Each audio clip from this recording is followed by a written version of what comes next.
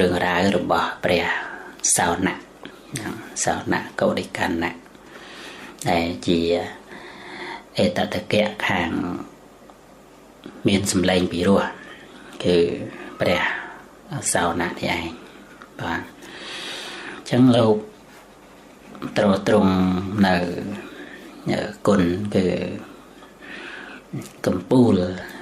ប្រសើរជាងភិក្ខុទាំងឡាយផ្នែកមានសម្លេងពីរោះ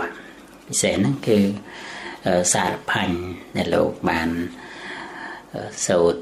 សម្ដែងថ្វាយព្រះសម្មាសម្ពុទ្ធនៅក្នុងបកលកតហ្នឹងដំណើររឿងរ៉ាវរបស់ព្រះសោណៈហ្នឹងមុននឹងមកជួបព្រះសម្មាសម្ពុទ្ធបតមុត្តរៈជាម្ចាស់នេះហ្នឹងនៅក្នុងកំណើតមួយដែលគាត់បានកាលទាន់សម័យកាលនៃព្រះសម្មាសម្ពុទ្ធអនោមទស្សីចឹងក្នុងកាលនោះព្រះសោណៈហ្នឹងដែលជាតួអង្គនៃសោណៈហ្នឹងក៏កើតនៅក្នុងតកូលអ្នកដែលមានទ្រព្យសម្បត្តិស្រុកស្ដំប៉ុណ្ណាតនសម័យកាលនៃព្រះសម្មាសម្ពុទ្ធអនោមទស្សីហើយក៏ជាអ្នកមានសទ្ធាហ្នឹងមានទ្រព្យហើយមានសទ្ធាមិនមែនអត់សទ្ធាទេក្នុងកាលនោះគាត់បានកសាងនៅទីចង្ក្រមថ្វាយដល់ព្រះសម្មាសម្ពុទ្ធអនោមទស្សីនិងទីចង្ក្រមប្រគេនដល់ភិក្ខុទាំងឡាយអញ្ចឹងគាត់បំពេញកុសលធំដុំហ្នឹងគឺកសាងទីចង្ក្រមហើយកុសលរតីទៀតដែលសោណៈនឹងបានធ្វើបានបំពេញនឹងមានឲ្យទានមានរក្សាសិលរហូតដល់អស់ជីវិតរបស់គាត់នឹងទៅដល់អំណាចនៃបុណ្យកុសលដែលសោណៈឧបាសកក្នុងកាលនោះធ្វើជាមួយព្រះសម្មាសម្ពុទ្ធអនោមទស្សីក៏បានទៅកាន់សុគតិសួគ៌ទេវលោកអស់កាលយូរអង្វែងបាទមានសេចក្តីសុខដោយអំណាចនៃផលបុណ្យរហូតមកសម័យកាលព្រះសម្មាសម្ពុទ្ធបតមុត្តរៈដែលលោកផ្ដើមតាំងសេចក្តីប្រាថ្នាកំពូលជាងភិក្ខុទាំងឡាយផ្នែកមានសម្លេងពីរោះហ្នឹង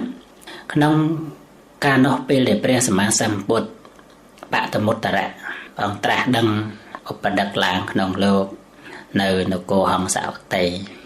គាត់កើតជាមនុស្សនៅក្នុងសម័យកាលនោះព្រះអង្គសម្ដែងពធដល់បរិស័ទទាំងឡាយមានភិក្ខុនៃបាសកបាសិកាមនុស្សជុំចិត្តស្ដាប់ពធទេសនាព្រះអង្គហើយគាត់ទៅស្ដាប់ធម៌នឹងគេដែរក្នុងការនោះសោណៈនឹងក៏ទៅស្ដាប់ធម៌នៅចុងអាសនៈនៅក្រោយគេឆ្ងាយបាទនៅឆ្ងាយមើលដាច់ចន្ទុយភ្នែកហ្នឹងក្នុងការនោះព្រះអង្គតែងតាំងភិក្ខុមួយអង្គថាក្នុងបណ្ដាសាវករបស់ព្រះអង្គកម្ពូលហ្នឹងភិក្ខុអង្គហ្នឹងគឺព្រះអង្គតែងតាំងថាមានសម្លេងពីរោះនឹងសម្លេងពីរោះសម្លេងល្អសោណៈក្នុងកាលនោះគ្រាន់តែស្ដាប់ការតែងតាំងភិក្ខុមួយអង្គហ្នឹងឧបនិស្ស័យប៉ុណ្ណាបនិស្ស័យធ្លាប់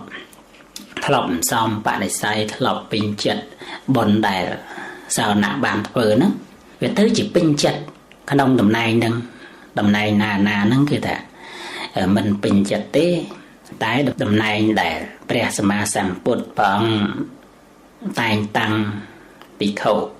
មួយអង្គដែលមានសម្លេងពីរោះកំពូលលើសគេហ្នឹងសោណៈហ្នឹងថាពេញចិត្តជ្រះថ្លាណាស់អញ្ចឹងពេលដែលបរិស័ទទៅអស់ហើយក៏បានទៅថ្វាយបង្គំព្រះសម្មាសម្ពុទ្ធយាងព្រះអង្គដើម្បីទទួលផាត់នឹកឃើញថាដើម្បីដំណើរបានតំណែងហ្នឹងវាต้องតែធ្វើបុណ្យថ្វាយបង្គំព្រះអង្គមួយលើដោយភិក្ខុសង្ឃហ្នឹងសូមអរតនីព្រះអង្គទទួលផាត់ផ្ទះគាត់ប្រគិនផាត់ក្នុងថ្ងៃទី1នឹងនឹកឃើញថាយើងប្រាថ្នាជាភិក្ខុកំពូលអញ្ចឹងមិនអាចធ្វើទានត្រឹមតែមួយថ្ងៃទេគាត់ធ្វើទាន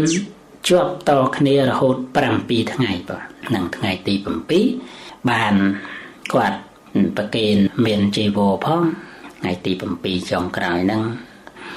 តពីគាត់ប្រគិនហើយគាត់បាន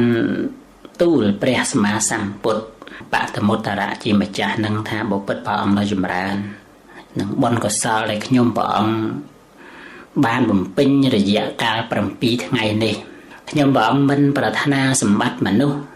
ឬក៏សម្បត្តិទេវតាទេតែសូមឲ្យខ្ញុំព្រះអង្គទៅថ្ងៃអនាគតក្នុងសាសនានៃព្រះសម្មាសម្ពុទ្ធអង្គណាមួយសូមឲ្យបានជាភិក្ខុមានសម្លេងពីរោះដូចជាភិក្ខុដែលព្រះអង្គទើបនឹងតែងតាំងថ្ងៃមុននឹង7ថ្ងៃនឹងសូមឲ្យខ្ញុំព្រះអង្គនឹងបានសម្រេចសេចក្តីប្រាថ្នាដូចលោកម្ចាស់នឹងដែលព្រះអង្គតែងតាំងនឹងក្នុងសាសនានៃព្រះសម្មាសម្ពុទ្ធជាម្ចាស់អង្គណាមួយគាត់ប្រាប់បំណងប្រាថ្នាទូលបំណងប្រាថ្នាដល់ព្រះសម្មាសម្ពុទ្ធដែលគាត់បានធ្វើបុណ្យហ្នឹងគឺថាមិនចង់បានអីទេមិនចង់ប្រាថ្នាអ្វីក្រៅអំពីបានតំណែងដូចភិក្ខុអង្គហ្នឹងព្រះសម្មាសម្ពុទ្ធព្រះអង្គប្រមាលមើលឧបនិស្ស័យប៉ុណ្ណាព្រះអង្គប្រមាលមើលឧបនិស្ស័យទៅនឹកឃើញថាឧបាសកនេះនឹងបានសម្រេចក្នុងកាលនៃព្រះសម្មាសម្ពុទ្ធសមណគោតមបរមគ្រូរាប់ពីនេះទៅ100,000 មហាកប្បទៀតគាត់ដឹងថានឹងបានសម្រេចប៉ុណ្ណឹងថាសบายចិត្តណាស់ប៉ុណ្ណាសบายចិត្តហាក់ដូចជានឹងបានភ្លាមអញ្ចឹងញាតិញោមបាទគិតពីកាលវេលាហ្នឹងគឺថាយូរហ្នឹងមិនមែនតិចទេចឹងទៅក៏បំពេញបុណ្យកុសលហូរហែរហូតចាប់ពីហ្នឹងទៅក៏បានស្លាប់ពីហ្នឹងទៅកើតសោយសុខដល់អំណាចនៃគុណគឺបុណ្យដែលគាត់បានធ្វើហ្នឹងទៅជាទេវតាទៅជាមនុស្សនឹងអត់ស្គាល់សេចក្តីទុក្ខទេប៉ុណ្ណាហ្នឹងអត់ស្គាល់សេចក្តីទុក្ខទេមានតែសេចក្តីសុខបាននឹងវិលកើតវិលស្លាប់ដោយអំណាចនៃសង្ខារធម៌ប៉ុណ្ណាទោះជាទៅកើតជាទេវតាអាយុវែងប៉ុណ្ណាក៏ដោយឬក៏ថាទៅកើតជាមនុស្សមានអាយុវែងប៉ុណ្ណាក៏ដោយក៏នៅតែវិលកើតវិលស្លាប់ដរាបណាអរិយមគ្គមិនទាន់កើតឡើងនិងអរហត្តមគ្គមិនទាន់ចូលទៅកាត់ដាច់ទេគឺនៅតែត្រាច់អង្គត់ទៅក្នុងវដ្តសង្សារនឹងជាធម្មតា